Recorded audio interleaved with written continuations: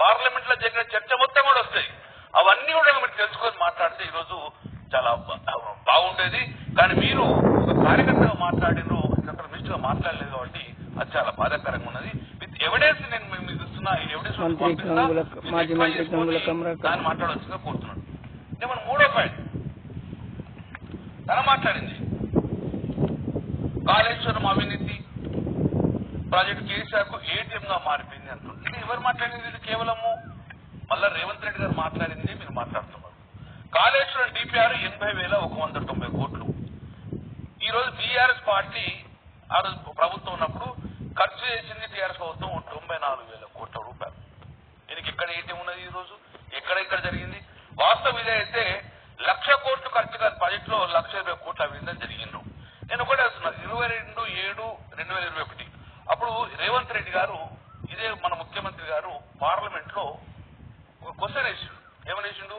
ఇదే sir ATM గా మారిపోయింది, 1,00,000 కోట్ల కుంభకోణమైంది, దీని గురించి మీరు సెంట్రల్ విజిలెన్స్ పెట్టుకొని మీరు దాన్ని కాళేశ్వరంపై అవినీతి జరిగిందని ముఖ్యమంత్రి రేవంత్ రెడ్డి మాట్లాడినట్టే మీరు మాట్లాడుతున్నారని మాజీ మంత్రి గంగుల కమలాకర్ శ్రీ రేవంత్ రెడ్డి గారు పార్లమెంట్ లో క్వశ్చన్ వేశారు. ఈ యొక్క అవినీతి జరిగిందా? మేడిగడ్డ బ్యారేజ్ లో కాళేశ్వరంలో అవినీతి జరిగిందా? మీ సెంట్రల్ గవర్నమెంట్ రిపోర్ట్స్ ఉంటాయి కదా, కూలిపోయిన ప్రాజెక్టు కట్టడానికి ఎక్కడ కూడా పిల్లలు కూలితే దాన్ని ప్రిపేర్ చేసి తెలంగాణ ప్రజలకు నీళ్లు ఇవ్వట్లేదు. ఆ ప్రాజెక్టు సంవత్సరంన్నర నుంచి అలానే ఉంచి పైన ప్రభుత్వాన్ని బదనం చేయడం తప్ప. రెడ్డి గారు ఇచ్చిన ప్రశ్నకు సమాధానం ప్రధానమంత్రి మోడీ గారే కదా, ఆ పార్లమెంట్ నడిపేది కూడా మోదీ ప్రభుత్వం వాళ్ళ ఎన్డీ ప్రభుత్వం కదా, అందరం మేమన్నా మ్యానిపులేట్ చేసినామా? మరి ఈ రోజు పార్లమెంట్ లో అడిగిన ఆన్సర్ కూడా మీరు మళ్ళా అవినీతి జరిగిందంటే మరి దీనికి అవగాహన ఉన్నట్ట మీరు లేనట్ట. కాబట్టి as informed by the state government no instance of corruption have come to its notice regarding this projects. అంటే ఈ ప్రాజెక్ట్ లో ఎక్కడ అవినీతి అనేది మాకు కనరాలేదు కాబట్టి అలాంటి ఆరోపణ లేదు అని చెప్పేసి రేవంత్ రెడ్డి గారు ఇచ్చిన ప్రశ్నకు సమాధానంగా బండి సంజయ్ గారు ఇది 22/7/2021 నాడు రేవంత్ రెడ్డి గారు అడిగిన ప్రశ్నకు బహుశా మీరు అందులో ఉన్నట్టు ఎంపీగా మీరు ఉన్నారు, మీరు ఇన్నుంటారు.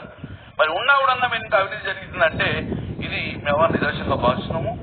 ఇంకోటి ఇవన్నీ కల్పితాలు. కాంగ్రెస్ పార్టీ ఏదైతే మాట్లాడుతుందో దాన్ని మీరు రిపీటెడ్ గా మాట్లాడుతున్నారు. కాబట్టి మీరు ఒక్కసారి ఆలోచించుకోవాలి. ఈరోజు కాళేశ్వరం జాతీయ హోదా ఇస్తే బీజేపీ పరువు పోయేది. ఎస్ కరెక్టే. మరి మీరు పోలవరంకి ఇప్పించారు కదా, మీ ఒకటి పోలవరంకు జాతీయ హోదా ఇచ్చిందా? తెలంగాణ రాష్ట్రంలో మీరు మంత్రులు ఉన్నారు, ఇంతమంది ఎంపీలు ఉన్నారు, ఒక్క ప్రాజెక్ట్ కూడా మీరు జాతీయ హోదా తీసుకురావాలి. మీరు పోలవరంకు తెలంగాణకు నుంచి గోదావరి పోలవరంకు జాతీయ హోదా ఇప్పించారు. స్టార్టింగ్ లోనే ప్రాజెక్ట్ కూడా తెలంగాణకి ఏదైతే జాతీయ హోదా ఇచ్చిండ్రో దానికి పోలవరం డ్యామ్ ఒక డయాఫ్రామ్ కొట్టుకుపోయింది. మరి ఇప్పుడు ఇజ్జత్ పోయిందా లేదా? మీరన్నా కాళేశ్వరం జాతీయ ఇస్తే బీజేపీ పరువు పోయేదని, మరి ఇప్పుడు ఎవరు పరువు పోయింది? జాతీయ హోదా ఇప్పించారు కదా.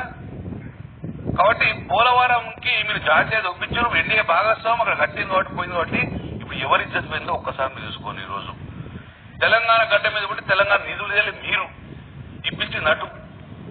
ఈ రోజు ఇంకోటి ఎన్డీఎస్ఏ కాళేశ్వరం ప్రాజెక్టు పనికిరాని చెప్పిండ్రు.